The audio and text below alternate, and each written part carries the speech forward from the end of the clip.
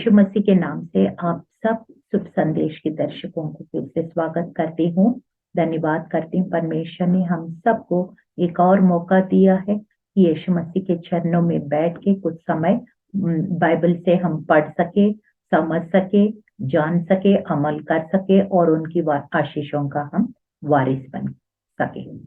छोटी सी प्रार्थना के साथ इस कार्यक्रम को हम हमेशा जैसे शुरू करते हैं।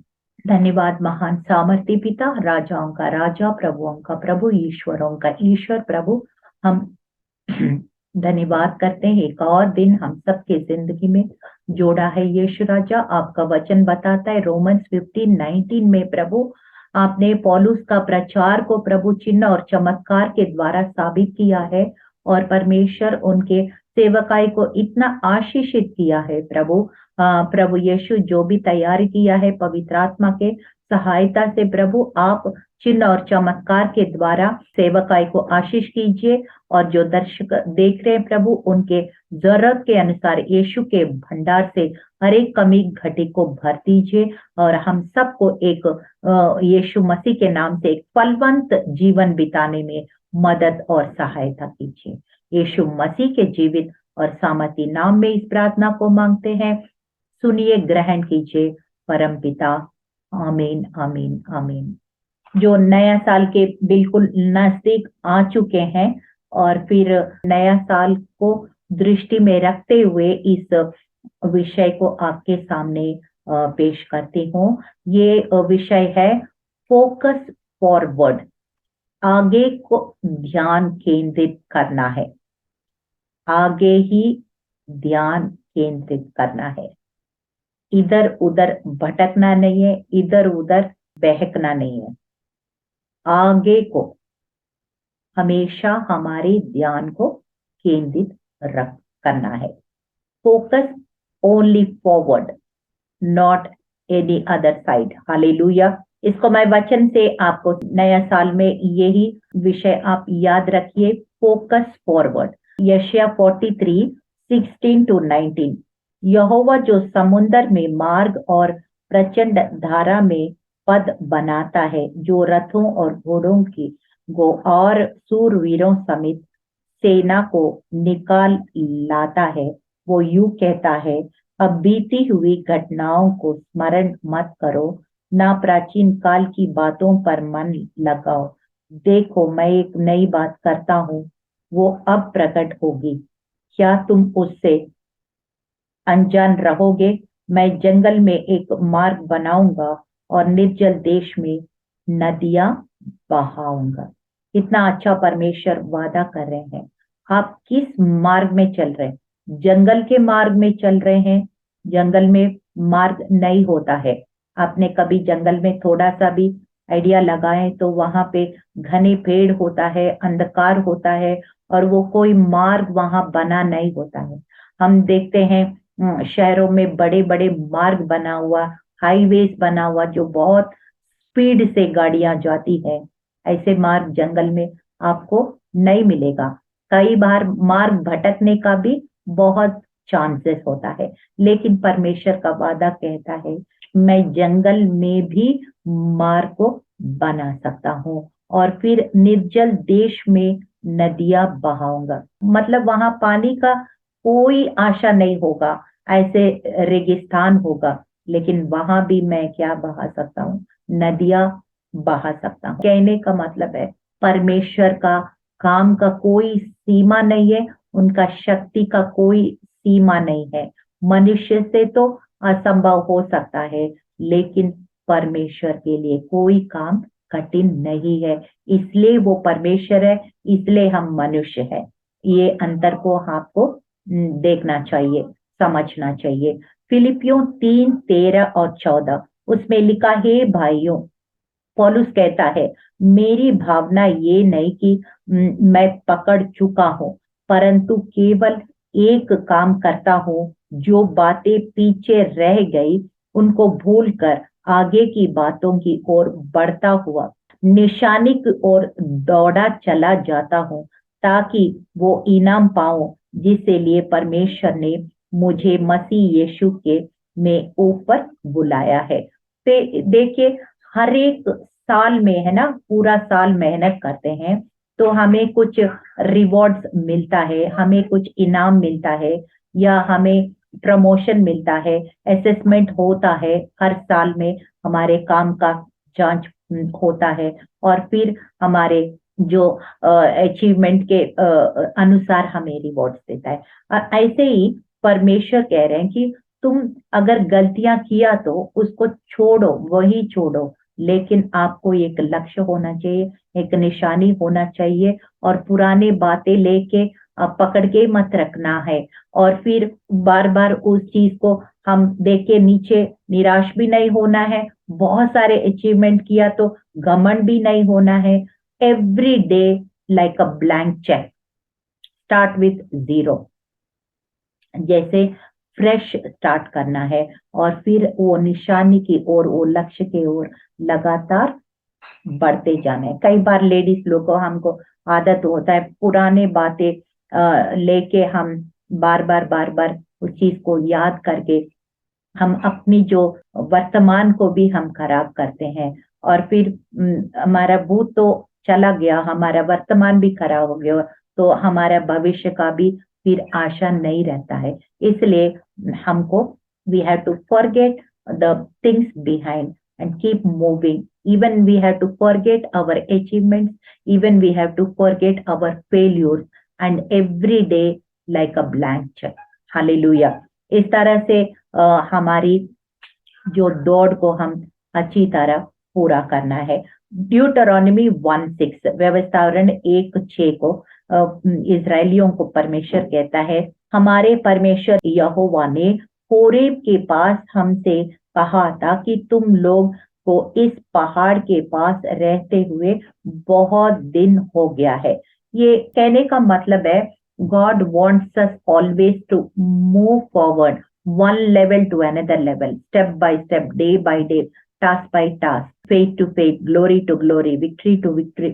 इस तरह से हमें आगे बढ़ना है, लेकिन कई बार हम कंफर्ट जोन में चला जाते हैं, हमारे जीवन में स्टैग्नेशन, बढ़ोतरी नहीं दिखाई देता है, तो हमको लेजी हो जाते हैं, कंफर्ट जोन में चला जाता है। उस समय हम अपने आप को पोजीशन चेंज करना है, और फिर हम आगे बढ़ना है। इसलिए यहोवा परमेश्वर इजरायलियों को बोल रहे, इस पहाड़ में तुम रहते हुए, हो सकता है इस पहाड़ में हर प्रकार की सुविधा मिल रहा हो, इसलिए तुम यहाँ ज्यादा समय बिताया है, अब तुम यहाँ से इस कैंप को छोड़ के दूसरा कैंप की ओर आगे बढ़ना है। ऐसे यहोवा परमेश्वर इजरायलियों को बोल रहे हैं। क्यों हो सकता ये वचन किसी के लिए हो, जो दर्शक लोग, आप you are stagnated for long time there in that position और इन दैट, परमेश्वर बोल रहे हैं अब आगे बढ़ने का समय है।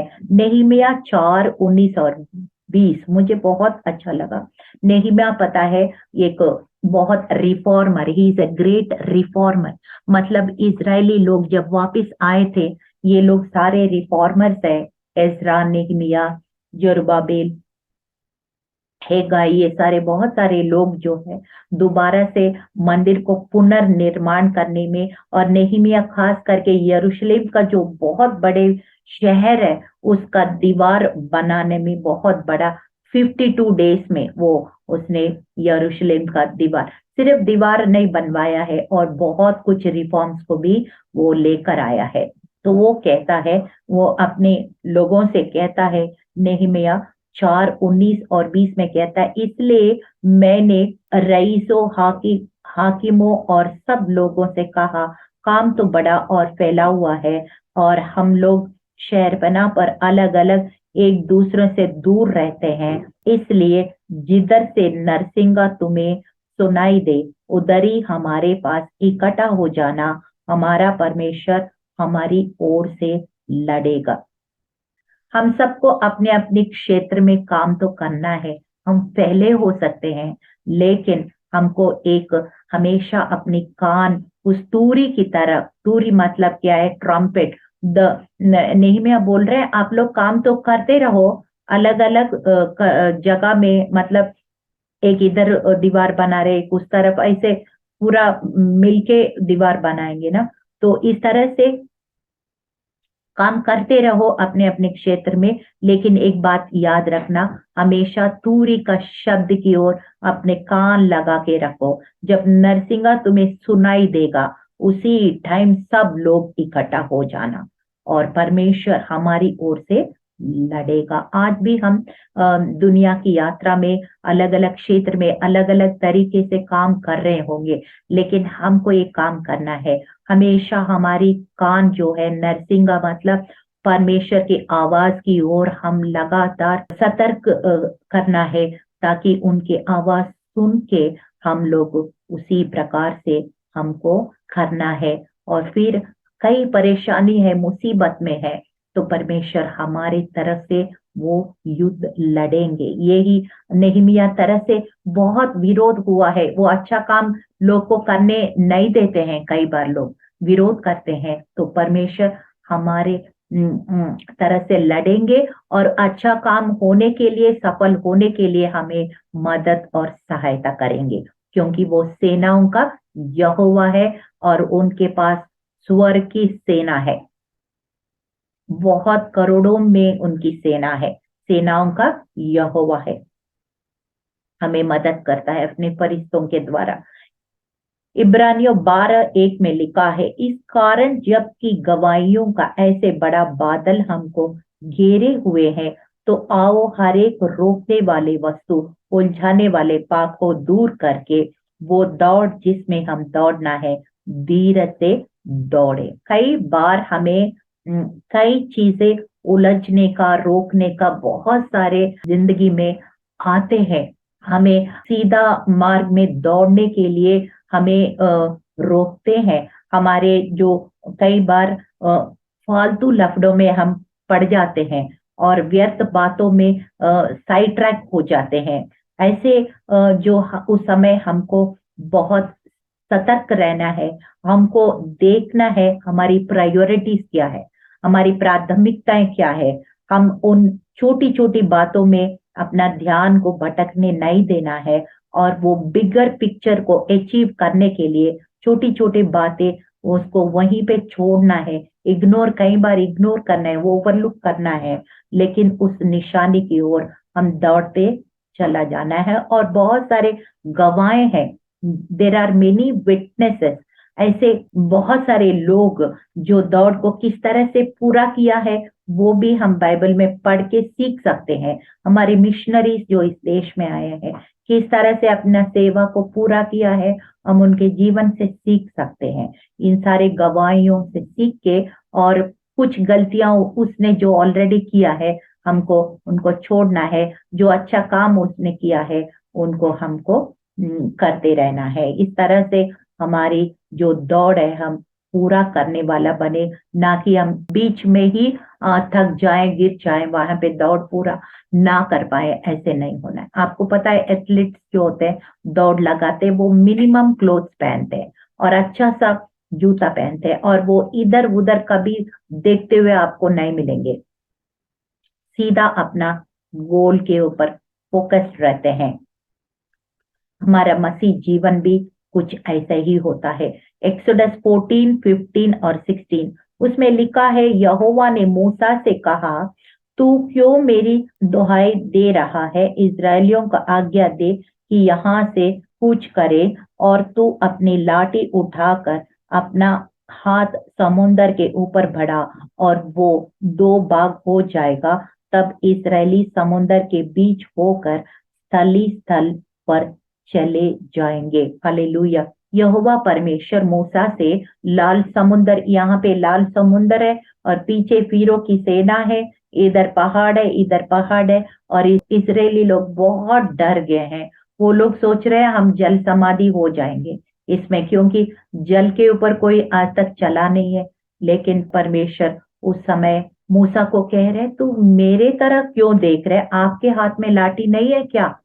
उसको इस्तेमाल करो, ऐसे परमेश्वर कह रहे हैं। तो आज भी हमारी लाठी क्या है? हमारे पास वचन है, वो लाठी का काम करता है। जब मूसा ने लाठी उठाकर उस समुन्दर के ओर बढ़ाया, उस पानी को छुआ, वो पानी दो भाग हो गए, और इजरायली लोग, 6.5 मिलियन इजरायली लोग, और इस पार से उस पार एक जमीन जैसे वो चले गए। और फिर जो फिरौन और उनके रथ और उनके घोड़े जिससे ऊपर वो बहुत घमंड करता था, वो लोग भी ऐसे चलेंगे करके जब वो बीच रास्ते में आया, उनके लिए वो पानी फिर बंद हो गया। हालेलुया।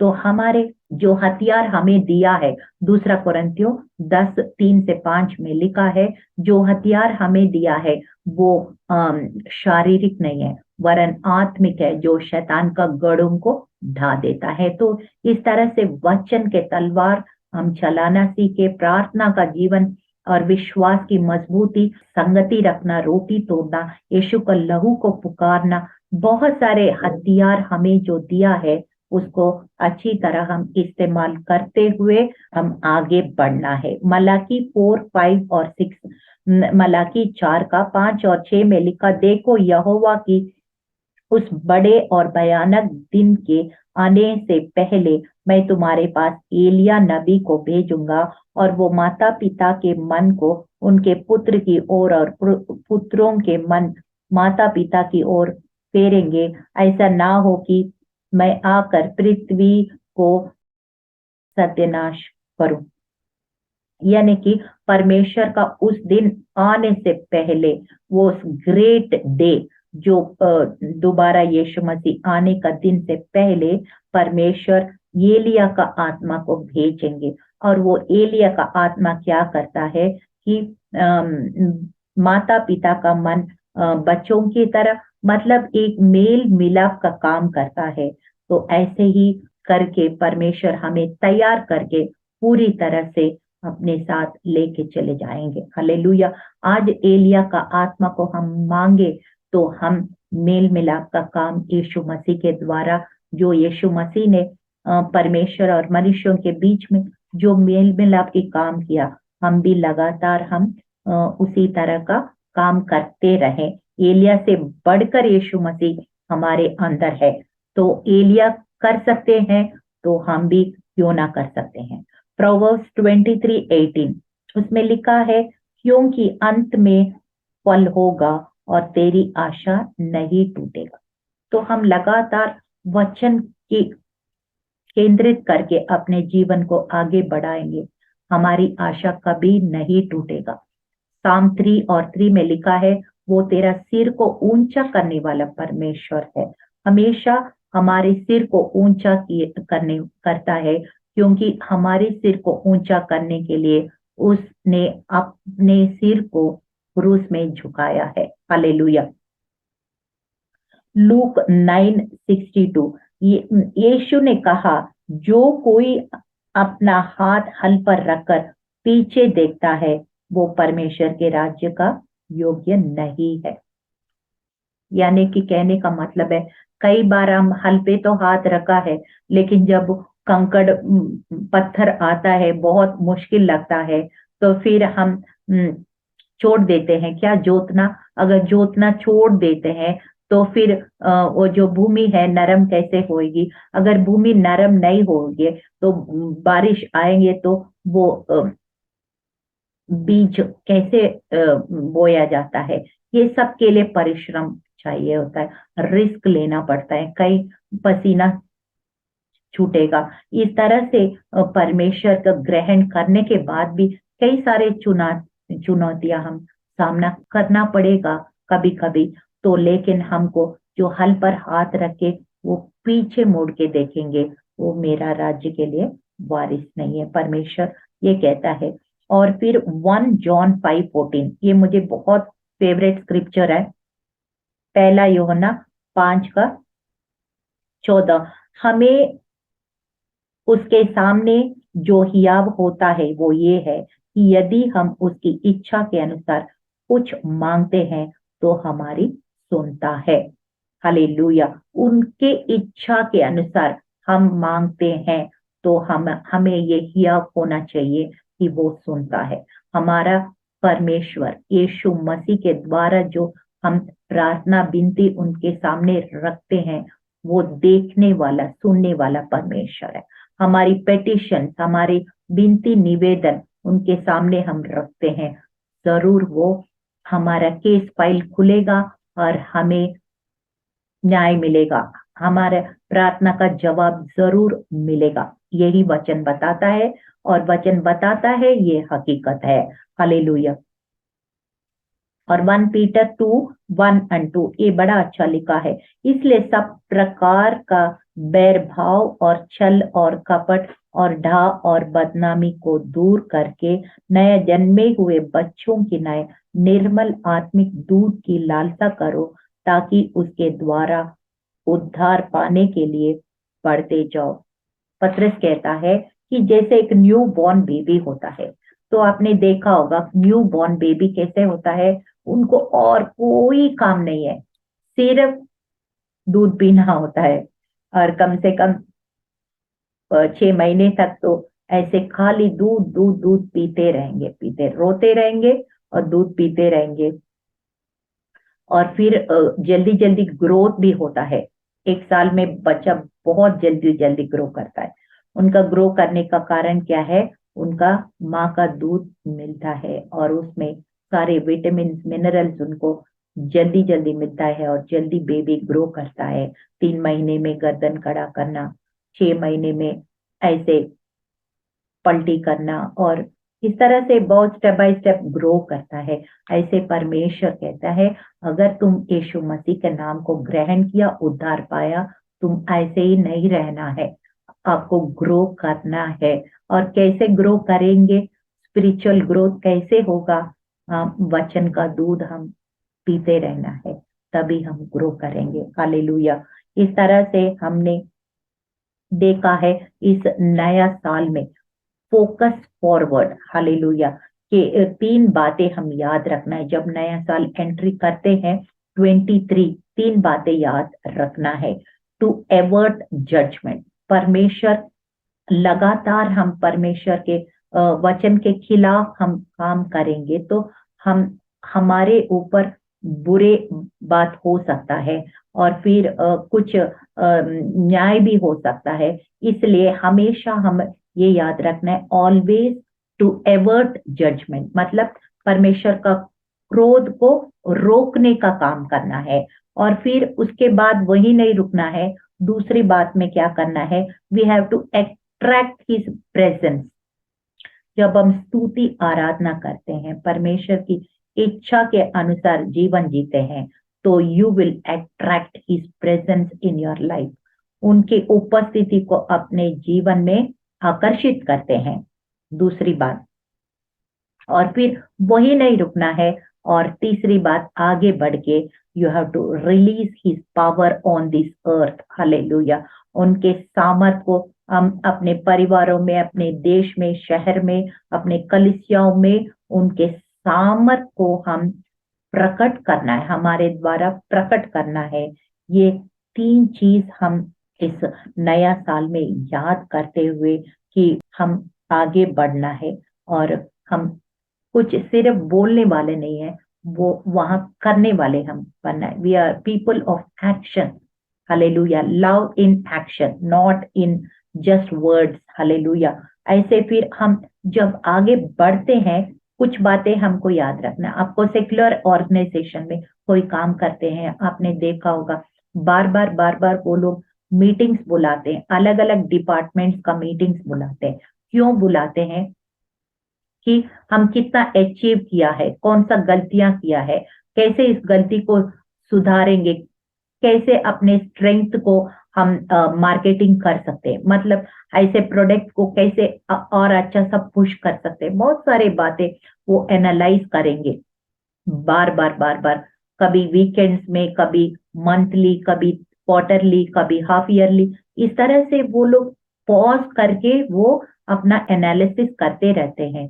तो मसीह जीवन में भी हमको ऐसे करना है, हम वचन के अनुसार एक्शन करते रहना है, और फिर पॉज करके एनालाइज करना है, कुछ स्ट्रेटजीज, कुछ टेक्निक्स, कुछ बदलना है, कुछ करेक्शंस करना है, ये सब हम करना है। और फिर आगे बढ़ेंगे। कुछ विरोध होगा, लेकिन परमेश्वर हमारे साथ युद्ध लड़ेंगे, हमारे तरह से उनके फरिश्तों को भेजेंगे, और फिर हम उस विरोध के ऊपर भी जय पाके एक सफलता प्राप्त करेंगे, विजय प्राप्त करेंगे। जैसे मूसा ने उस लाल समुंदर को धोबा करके इस्राएलियों को उस पार लेके गया, और उसी तरह से परमेश्वर भी हमें मदद करेंगे।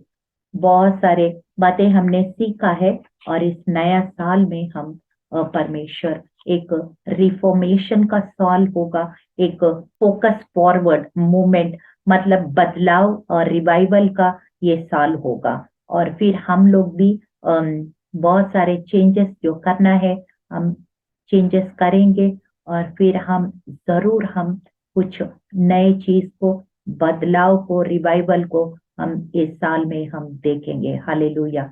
छोटी सी प्रार्थना के साथ इस कार्यक्रम को हम समाप्त करेंगे। धन्यवाद महान सामर्थ्य पिता, राजाओं का राजा, प्रभुओं का प्रभु, ईश्वरों का ईश्वर प्रभु। हम फोकस फॉरवर्ड इस विषय पे हमने देखा है, वचन के अनुसार कई बात प्रभु हम भटक जाते हैं, इधर उधर हमारा डिस्ट्रैक्ट हो जाते हैं। परमेश्वर पिता, हम कभी डिस्ट्रैक्ट ना होए, हम फोकस्ड रहें, हमारे कॉन्सेप्ट्स क्लियर हो यीशु, और वचन से प्रतिदिन हम प्रकाशन ले ले प्रभु। जैसे यीशु मसीह ने अकेले पर पिता से प्रार्थना किया, मार्क 135 में हम देखते हैं, वो अकेले में पिता से बातचीत किया है, उसने स्वर सुना है और उनसे स्ट्रैटेजी लिया है, और उसी तरह से उसने एग्जीक्यूट किया है प्रभु। और उसी तरह से प्रभु पूरा मानव जाति का उद्धार का कारण बन गया है। वो हमारे लिए एक नमूना है परमेश्वर। हम एक नया साल में 2023 में जब प्रवेश करते हैं प्रभु यीशु, हम एक नई तरी से प्रवेश करें प्रभु। हमारा मन को, हमारे हृदय को, हमारे सोच विचारों को, हमारी जो स्वभाव को, हमारी जो विश्वास की जिंदगी को प्रभु एक नया मोड़ दे प्रभु यीशु, एक नया रूप दे प्रभु, एक उनके अंदर एक अच्छा खुशबू दे परमेश्वर पिता, ताकि आप एक स्वीट स्वेलिंग अरोमा, ऐसे एफिशिएंस 5:2 में जो लिखा है, ऐसे एक सुगंध के नाय हम यीशु के लिए महके प्रभु यीशु। ऐसा जीवन हम सबको देना परमेश्वर पिता। हम प्रभु, हम कभी इधर उधर भटके ना, बहके ना प्रभु, किसी फालतू छोटी छोटी बातों में हम ना पड़े यीशु। हमें फोकस्ड रहे, और फिर हमारे शहर में, हमारे देश में, परिवारों में, कलीसियाओं में एक बहुत रिवाइवल की आशा हम रखते हैं प्रभु यीशु मसीह के जीवित और सामर्थी नाम में इस प्रार्थना को हम मांगते हैं। सुनिए, ग्रहण कीजिए परम पिता। आमीन, आमीन, आमीन।